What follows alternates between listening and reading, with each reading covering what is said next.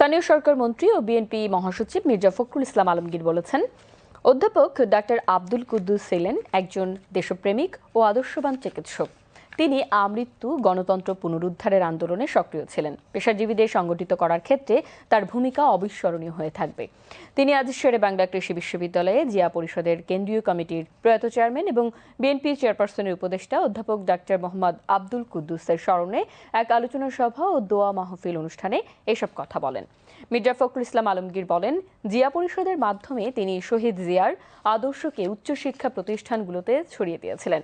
আজকের এই সংকটময় সময়ে তার মতো সৎ ও সাহসী নেতৃত্বের বড় প্রয়োজন ছিল।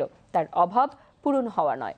আলোচনা সভার শেষে মরহুমের বিদেহী আত্মার মাগফিরাত কামনা করে বিশেষ দোয়া ও মুনাজাত পরিচালনা করা হয়। আন্তর্জাতিক শ্রমিক দিবস উপলক্ষে শ্রমিকদের ন্যায্য অধিকার, ন্যায্য মজুরি এবং নিরাপদ কর্মপরিবেশ নিশ্চিত করার দাবিতে আজ রাজধানীর জাতীয় প্রেস ক্লাবে আলোচনা সভার আয়োজন করে জাতীয়তাবাদী সমমনা জোট।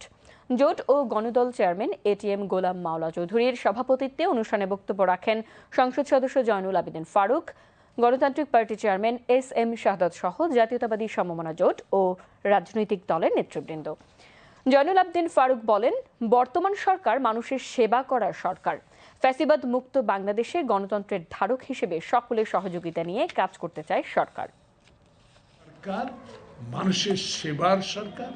এই সরকার ফ্যাসিস্টের অত্যাচার, অবিচারের সেই সরকার। এই অবিচার, অত্যাচার, মামলা হামলা, গুমের পর এই সরকার আপনাদের সহযোগিতায় এই দেশে সরকার গঠন করেছে। 31 দফায় তার প্রমাণ। ইতিমধ্যে আমরা কাজ শুরু করেছি। ইনশাল্লাহ আপনাদের সহযোগিতায় আরো হাত আমরা প্রসারিত করব।